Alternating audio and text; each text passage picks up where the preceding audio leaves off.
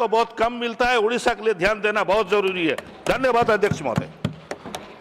माननीय सदस्य professor Manoj Kumar Jha, 8 minute. शुक्रिया। वक्त पहले बता देते हैं तो वक्त और भी बुरा लगने लगता है। आपको आपकी ज्यादा मिला है, पहले जी 3 मिलता है। माननीय उपसभापति महोदय, बजट के दौरान भी एक बात से चर्चा शुरू की थी। वित्त मंत्री साहब हैं, एक सवाल हम सब एक दूसरे से पूछें और सदन में सामूहिक रूप से पूछें कि बजट किसके लिए होता है। माननीय मंत्री महोदय, आपकी तवज्जो चाहूंगा। आप थोड़ा मेरी ओर देखेंगे तो मुझे अच्छा लगेगा। तो माननीय उपसभापति महोदय, एक सेकंड प्रयास। माननीय उपसभापति महोदय, मेरा ये मानना है कि हम सबको ये सोचना चाहिए कि आखिर बजट किसके लिए होता है, उसकी प्राथमिकताओं में कौन है, अप्रोप्रिएशन के आधार क्या है, क्या वो आधार हमारे समावेशी विकास के चरित्र से मेल खाते हैं या नहीं। क्योंकि मुफलिसी हिस्से लताफत को मिटा देती है। मुफलिसी हिस्से लताफत मतलब मैं अच्छा हूं, मेरे अंदर का गुण मिटा देती है, और भूख आदाब के सांचे में ढल नहीं सकती। तो शिकायत के लहजे में नहीं, कुछ सुझाव और कुछ उस दृष्टिकोण से अपनी बात रखूंगा।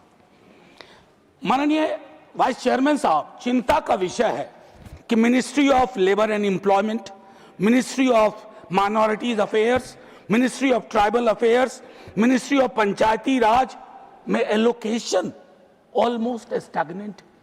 और ये चारों मिनिस्ट्री, इसका दायरा कितना बड़ा है ये हम सबको सोचना चाहिए। मिनिस्ट्री ऑफ सोशल जस्टिस के बारे में विल्सन साहब विस्तार से कह गए, मैं उस पर और टिप्पणी नहीं करना चाहता, लेकिन मैं ये जरूर कहूंगा कि अगर इसके दायरे को देखेंगे तो इसके एलोकेशन से चिंता सिर्फ हमारी नहीं होनी चाहिए, ये चिंता सामूहिक रूप से पूरे सदन की, एक एक व्यक्ति की होनी चाहिए। माननीय वाइस चेयरमैन साहब, पीएम किसान निधि 2019 में 6,000 रुपए थी। आज कौन सा बरस है? 2026। कितनी है निधि? 6,000 रुपए। क्या कोई फर्क नहीं पड़ा? क्या यह हमारी प्राथमिकताओं में नहीं होना चाहिए? सॉइल हेल्थ कार्ड, मैं चाहता हूं हर सांसद लोकसभा और राज्यसभा का सरकार को हकीकत बयान करे कि सॉइल हेल्थ कार्ड में करप्शन का क्या लेवल है। इनइफेक्टिव, लेकिन एक्सेप्टेंस नहीं है सर। डिनायल मोड में हम रहते हैं, डिप्लोमेसी में भी डिनायल मोड में रहते हैं।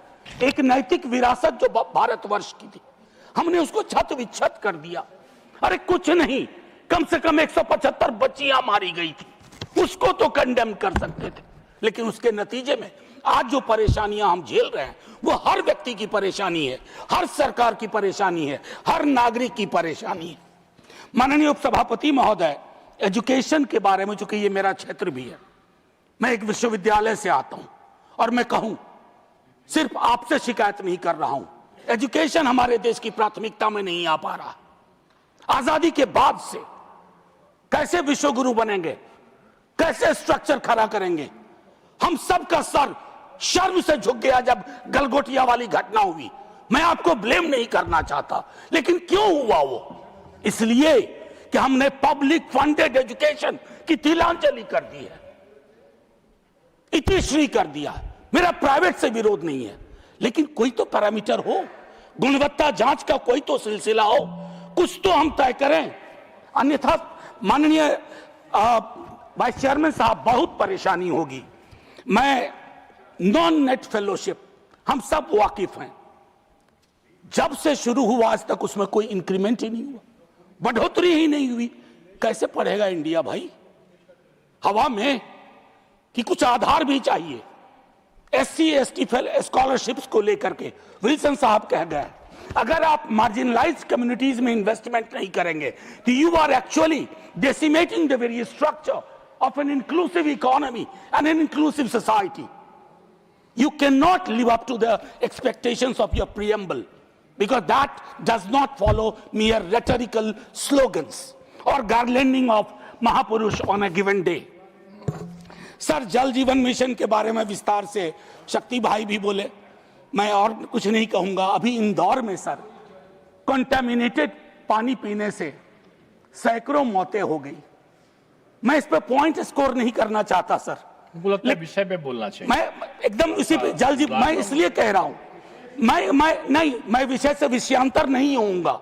मैं सिर्फ ये कह रहा हूं सर, ये अलार्म बेल है, अलार्म बेल, और सिर्फ बीजेपी के लिए नहीं, हम सब के लिए अलार्म बेल है।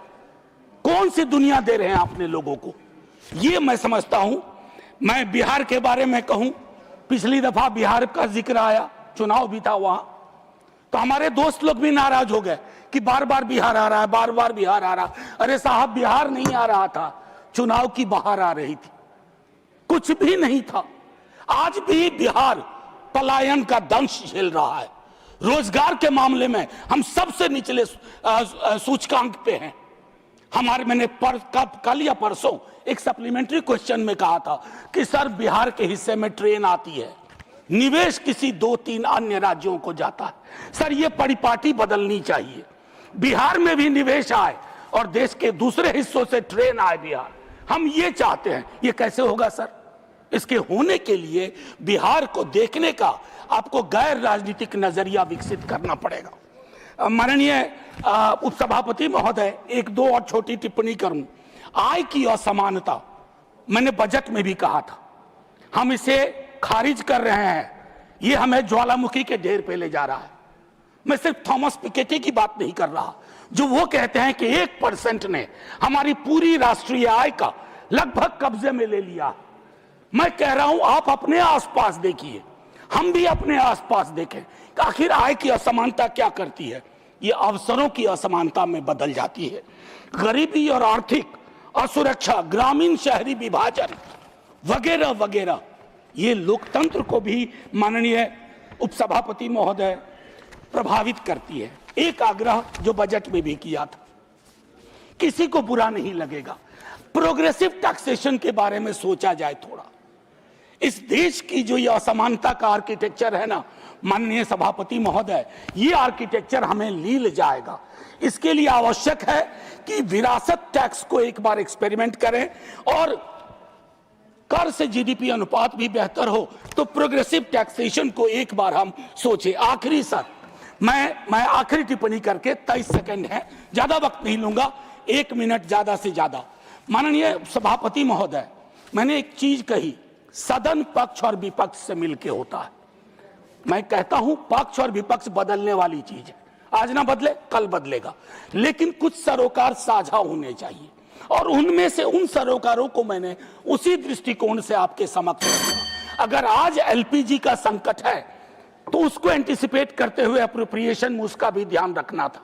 और जो बात मैंने कही कि हिंदुस्तान की डिप्लोमेसी की एक नैतिक विरासत है, हम उसको ना खोएं। गिग और प्लेटफॉर्म वर्कर्स इकोनॉमी का एक बड़ा हिस्सा, उनकी सोशल सिक्योरिटी को लेकर के एक ब्रॉड एंड आखिरी 30 सेकेंड सर, समझ होनी चाहिए। और कभी कभी सरकार ये फैसले करती है ना, अपनी भी नीतियों को पलट देती है।